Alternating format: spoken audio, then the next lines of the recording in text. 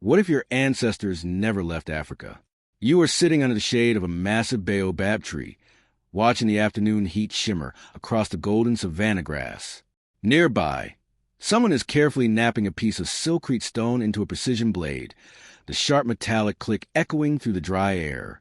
You stand up, stretch your legs, and look out over a landscape that your family has called home for over 300,000 years. You have never seen snow. You have never seen an ocean crossing on a wooden raft. You have never set foot on another continent. What if your ancestors had never left Africa? Between 70,000 and 50,000 years ago, small groups of Homo sapiens walked out of the African continent, crossing the Red Sea or pushing through the Sinai Peninsula. Every single person alive today whose family originates outside of Africa descends from those tiny bands of travelers. But that expansion was not an inevitable law of nature. At the site of Jebel Faya in the United Arab Emirates, archaeologist Hans-Peter Yurtman discovered stone tools dating back over 120,000 years, proving that early humans repeatedly stepped outside Africa only to die out or retreat when the climate shifted. Later, at Blombos Cave on the southern tip of South Africa, researcher Christopher Henschel-Wood excavated 75,000-year-old ochre processing kits and engraved geometric patterns. These modern humans possess symbolic language, art, and complex technology without ever needing to leave their ancestral home. To understand why your history diverged, look at the climate gatekeepers. Tens of thousands of years ago, northern Africa cycled between wet, green wilderness and parched desert.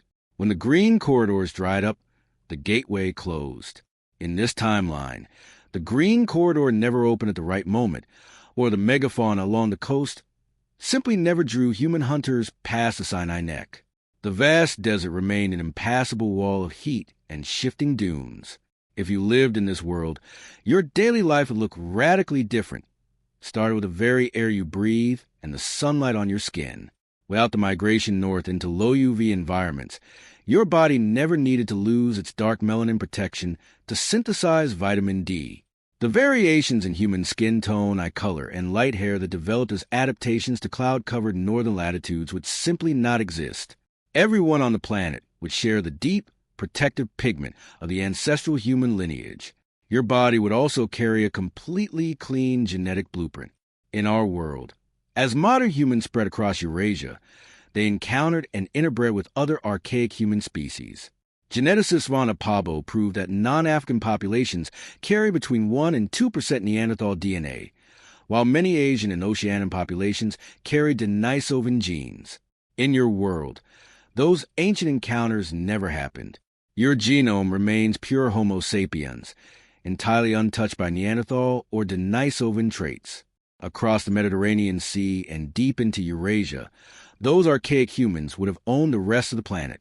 Without modern humans entering Europe around 45,000 years ago, Neanderthals would not have faced competition for apex prey like mammoths and cave bears. Neanderthals were heavy-set, immensely strong, and well adapted to the freezing glacial cycles of western Eurasia. They might have survived the Ice Age, continuing to inhabit the forests of Europe and Central Asia for tens of thousands of years longer. Eurasia will belong to thick-boned, big-brain hunters, while Africa remained the exclusive kingdom of Homo sapiens. Back on the African continent, your society would not be primitive. It would be uniquely specialized. Africa contains nearly every biome on Earth: dense tropical rainforests, high-altitude mountain ranges, vast savannas, and rich coastal ecosystems. Instead of spreading outward across global land masses, human ingenuity would have concentrated inward. Agriculture might have emerged around indigenous African crops like sorghum, pearl millet, yams, and teff rather than Eurasian wheat or barley. Technological progress would follow a completely different evolutionary tree. Cities would grow along the Nile, the Niger, and the Great Lakes, connected by trade routes that crisscross rivers and coastlines rather than Eurasian steppe corridors. Because your ancestors never encountered the dense herd animals of the Eurasian plains, like horses or wild cattle, large-scale pastoralism and animal-drawn transport might have taken a totally different path or developed much later. Yet, here is the counterintuitive twist. You might assume that staying on one continent would keep humanity small and isolated. In reality, Africa is enormous, larger than the United States, China, Europe, and India combined.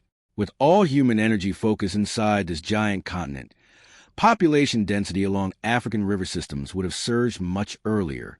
The intense social complexity that drives innovation, agreements, trade networks, regional wars, and art would still flourish, but inside a world defined entirely by tropical and subtropical environments. Look down at your hands and feel the temperature of the air against your skin. In our world, human history is often told as a story of constant movement, conquest, and global expansion.